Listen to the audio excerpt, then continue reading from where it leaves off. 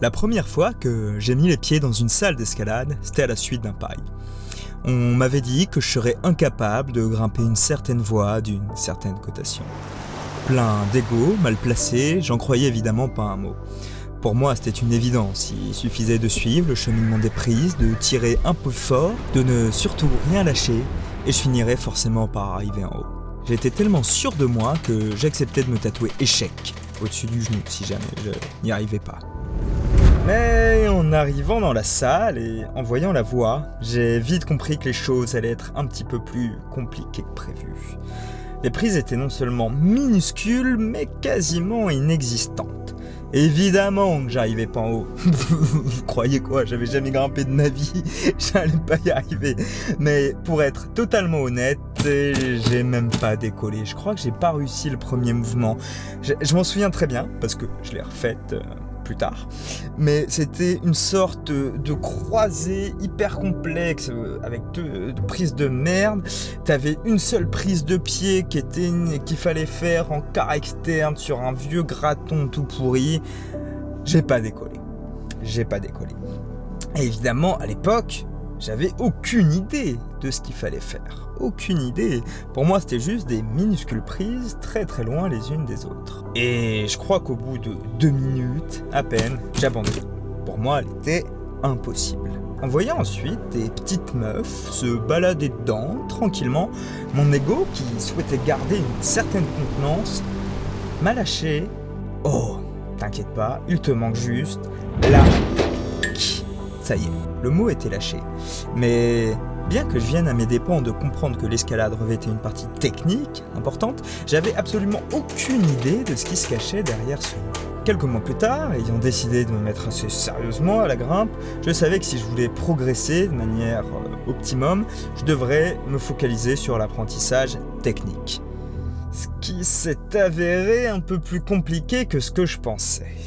Au fur et à mesure de mes interrogations et de mes recherches sur ce monde de la technique, je me suis vite rendu compte que chaque grimpeur y allait de sa petite idée, de son petit commentaire, et en bas des voies, tout le monde me disait un petit peu tout et son contraire. Certains mettaient tel ou tel élément dans la technique et pas d'autres. J'étais perdu.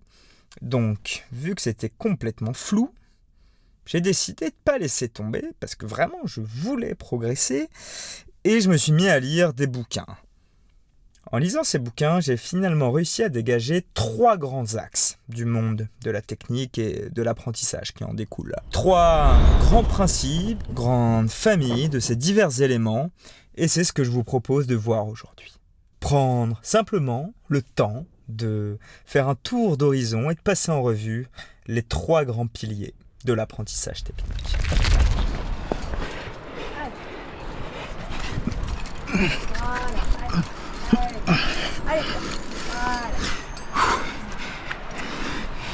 Pour commencer, demandons-nous simplement qu'est-ce qui nous permet de grimper, en fait?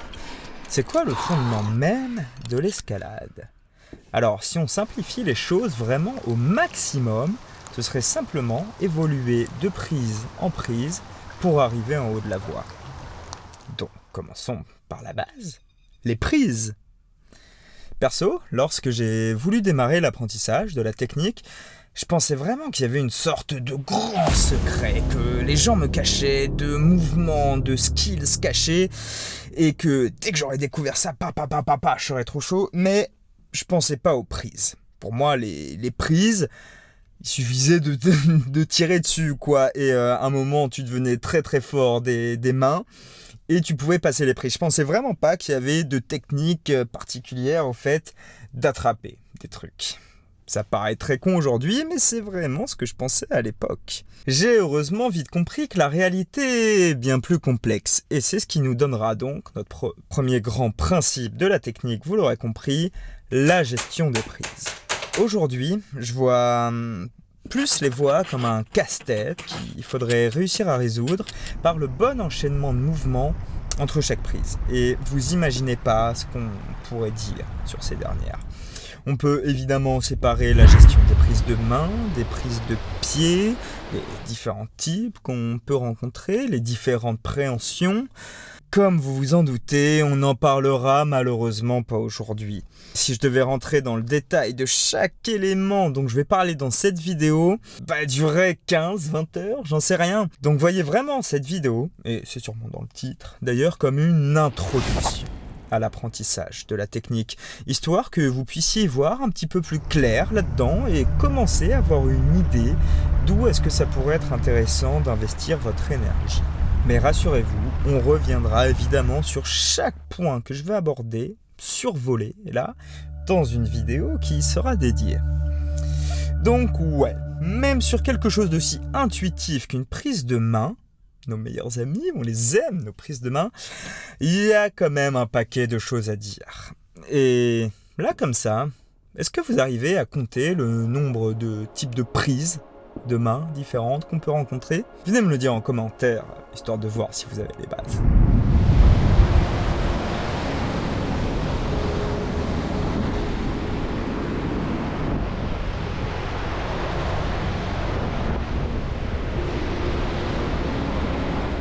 Évidemment, il suffira pas de savoir comment prendre correctement une prise pour acquérir une technique parfaite. C'est peut-être à partir de là que les choses peuvent devenir un petit peu plus floues lorsqu'on débute, car plusieurs éléments de la technique viennent se croiser, s'entremêler, parfois se ressemblent et bien souvent se superposent. Essayons de faire au plus clair. Comme je vous ai dit, en interrogeant les grimpeurs au pied des falaises, j'avais plein de conseils dans le désordre, certains très bons, d'autres moins bons, dont un très nul qui n'arrêtait pas de revenir, mais j'en parlerai plus tard à la fin de cette vidéo. Et donc ces conseils étaient adaptés et compréhensibles par eux, avec leur bagage technique et théorique personnel, mais pour moi, je dois avouer que ça ne m'aidait pas tellement. Et j'avais encore ce douloureux sentiment qu'on me cachait quelque chose. Un énorme secret. Donc, qu'est-ce que j'ai fait? Je me suis remis à dévorer encore plus de bouquins. Tous ceux que je pouvais trouver sur l'escalade. Comme celui-ci, comme celui-ci, comme celui-ci. J'en ai encore d'autres derrière. J'en ai laissé en métropole. Bref, le plus de bouquins possible que je pouvais lire. Je voulais absolument réussir à déchiffrer le secret de la technique. J'ai réussi à regrouper les infos différentes pour comprendre qu'en ce qui concerne la technique, donc, le deuxième grand principe sera de comprendre le positionnement corporel, le schéma corporel, sur la paroi. Et dans ce grand chapitre, il y aura évidemment plein de choses à intégrer. Que ce soit le fait de gérer et bien placer son centre de gravité, de maintenir ses bras tendus, de se placer de face ou de profil en fonction des situations, savoir faire des croisés au bon moment.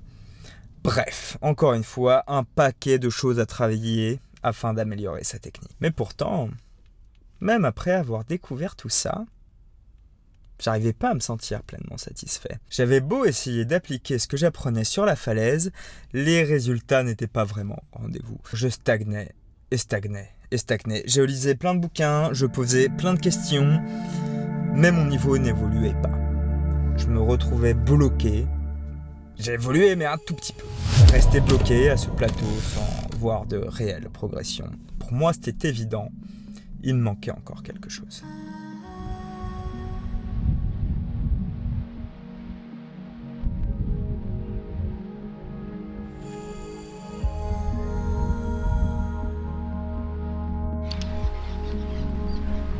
Et vous commencez à comprendre, j'allais pas en rester là.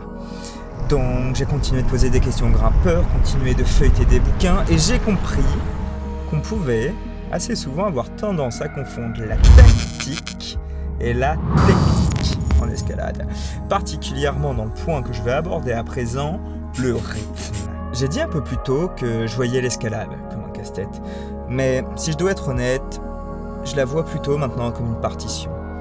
Une partition que je dois réussir à déchiffrer pour me permettre de danser sur la paroi. Une musique où je me laisserai aller et où la falaise mènerait la danse. Dans nos sociétés où on doit pouvoir tout contrôler, on oublie bien trop souvent que la nature se fout de nous, en particulier en falaise.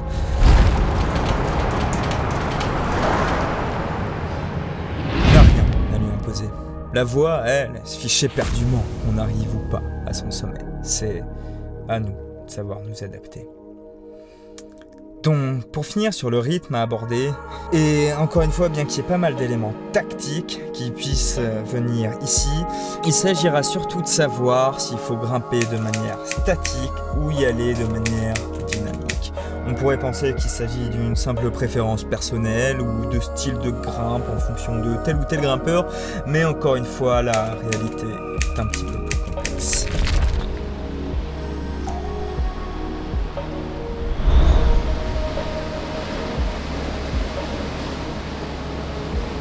J'avais donc fini par le comprendre, le grand secret de la technique. Et au risque de vous décevoir, comme moi j'ai été un peu déçu quand je l'ai découvert, c'était que comme bien souvent, il n'y a pas de secret. Simplement des bases à comprendre et à acquérir pour pouvoir progresser. Donc ces bases, pour les regrouper et les résumer, on peut encore une fois les ranger dans 3 grandes familles. La gestion des prises, le positionnement corporel et le rythme. À l'intérieur de chacune de ces familles, il y aura évidemment de nombreux principes, facteurs à prendre en compte et bien souvent ils ne sont pas isolés, viennent s'additionner, se superposer les uns aux autres et c'est ce qui crée la beauté et la complexité des voies.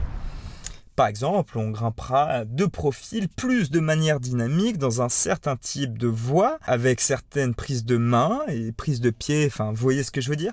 Donc pour finir cette longue introduction à la technique, je voudrais aussi rappeler l'énorme différence qu'il y a entre connaître un sujet, savoir qu'il existe, et le maîtriser. Si je devais prendre un autre exemple, c'est pas parce que vous regardez une vidéo qui vous explique comment passer les vitesses sur une moto que si on vous donne une moto demain, vous saurez passer les vitesses. Vous voyez ce que je veux dire ? C'est exactement la même chose en escalade. Regardez, tout le monde sait qu'il faut grimper les bras tendus et en utilisant nos pieds. Okay ? Tout le monde le sait. Tu apprends ça, je pense, dans les 2 premières semaines où tu mets les pieds en bas d'une falaise ou dans une salle de bloc ou d'escalade. Et pourtant, sois honnête, si tu regardes vraiment bien ta grimpe, est-ce que ton bras, il est vraiment tendu lorsque tu dois clipper, que le dernier point, il est 3 mètres en dessous de toi ? Dans le crux, avant ça, t'es sûr de bien avoir utilisé tes pieds correctement ? Moi, honnêtement, pas toujours. En débutant l'escalade, ma longue recherche de compréhension de la technique, qui n'est pas finie d'ailleurs, et qui ne finira sûrement jamais, j'ai fait l'erreur de penser que j'aurais juste à connaître les principes techniques pour pouvoir les apprivoiser, et que dès qu'on m'aurait livré le secret, je la maîtriserais directement. La réalité m'a évidemment bien vite rattrapé. Oui, travailler la technique, c'est un peu plus complexe que de simplement venir tirer sur une barre de traction et de compter son nombre de répétitions. Mais rassurez-vous, oui, elle se travaille bel et bien. Vous vous rappelez quand je vous ai dit qu'on m'avait souvent donné un mauvais conseil ? C'était le suivant. Oh, contente-toi de grimper, grimpe et simplement grimpe et ça viendra tout seul. Oui, évidemment qu'il y a une petite part de vrai, mais si c'était aussi facile, on serait tous dans le 8B. Et regardez le nombre de grimpeurs autour de vous qui grimpent depuis des années et des années et des années et qui n'arrivent pas à enchaîner de 6B. Je vous assure, il y en a un paquet. Donc, non, c'est comme tout.